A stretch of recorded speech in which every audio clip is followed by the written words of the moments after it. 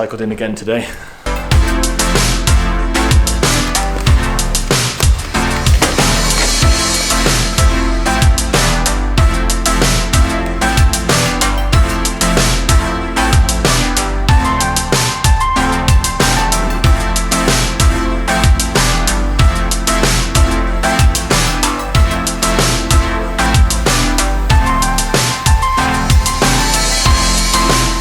Ignite the edge of the pellet and retire immediately at least 1 meter.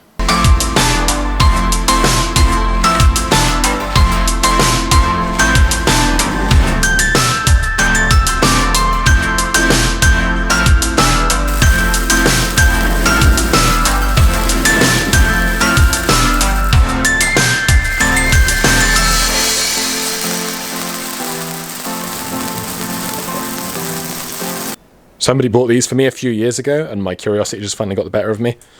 I give indoor fireworks a 4 out of 10.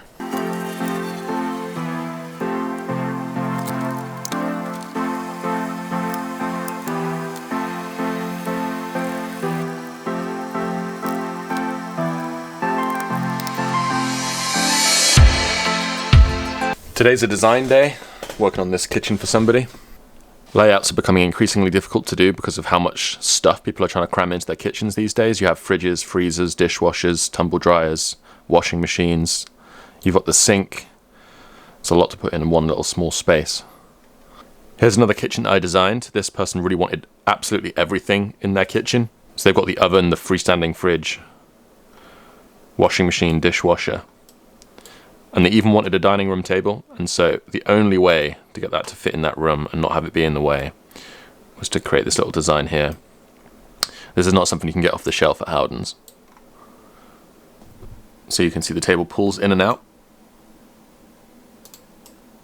It fits underneath the worktop, but then above the washing machine and the dishwasher. It's just enough space for people to walk around. And when the table's not in use, you just slide it away. This wasn't my idea. I stole this idea from this book right here. Small Homes, Grand Living. Look at my ogre.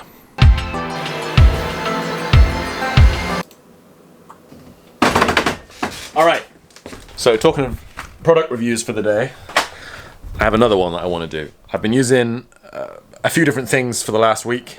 I've been using a few different pieces of equipment to film the videos this week, and I want to talk about these right here. So these are the 2 tripods I've been using over the last week, and from using them all the time, I've picked up a few things. Something that's really important when you're making a new product is testing. You have to test stuff. You can't just invent a new product and then put it out to market. Well, I get you can, but it's not a very good idea.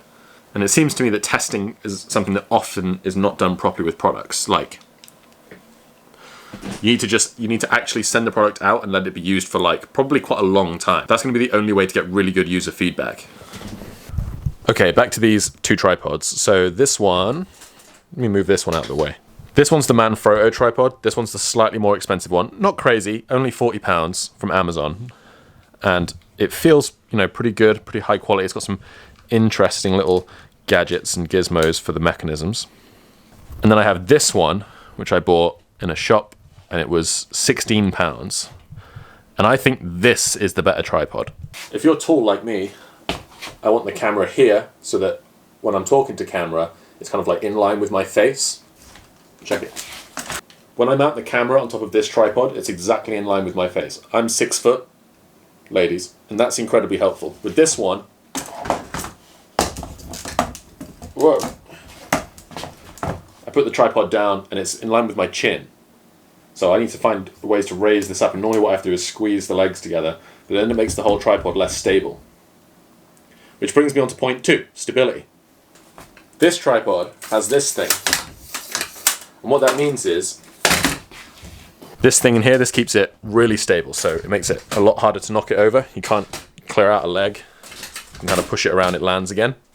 This one, however, I guess it makes it quicker to set it up, but because this one doesn't have the strut in the middle, it's easy to like get the legs all bound up in the wrong formulations, and then it becomes super easy to knock it over, see? This Camlink one also has a couple of features that the Manfrotto one is missing. So this one has a handle, and that's actually like unbelievably useful.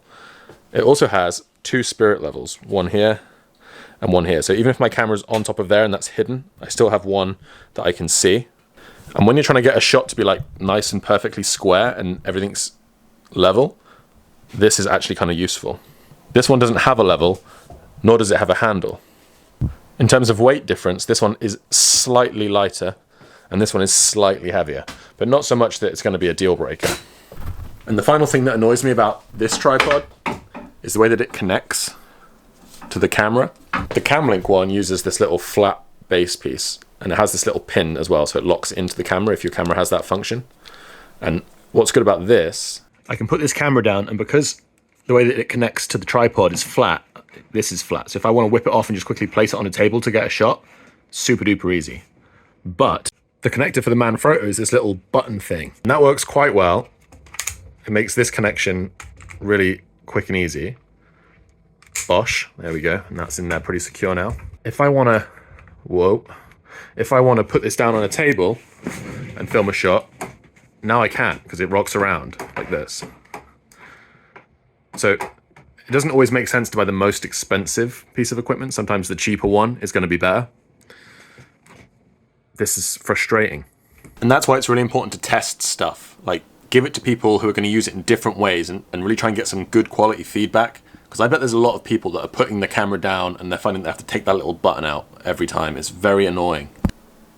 See, the culprit component looks smart. It looks good. It feels high quality, but it's this little glassy kind of rubbery bead thing. It pokes out. All they had to do was make that flat and make the circle slightly bigger, and then the whole camera would sit flat on this.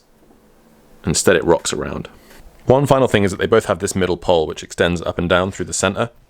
This one has it too. It hides inside this piece.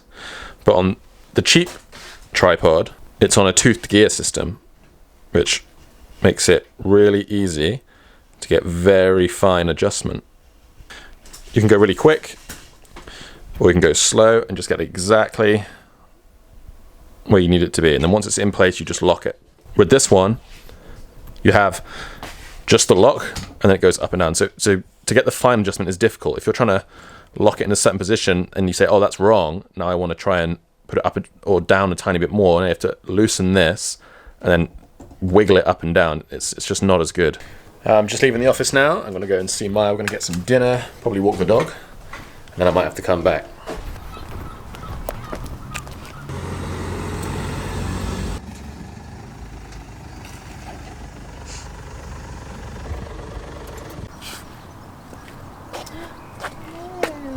What are you doing out here? Thank you. So I just found out that we've been invited out for dinner tonight. It's the first I've heard of it, so I've only got a few minutes to get ready. So guess what we're doing, Maya? We're going to TK Maxx and I'm going to get a quick t-shirt. Yeah. Crazy guy. Crazy dog. It's just a ridiculous level of organisation in my family. I'm just buying all my t-shirts in bulk. Every 6 months I just come and buy all of them all in one go.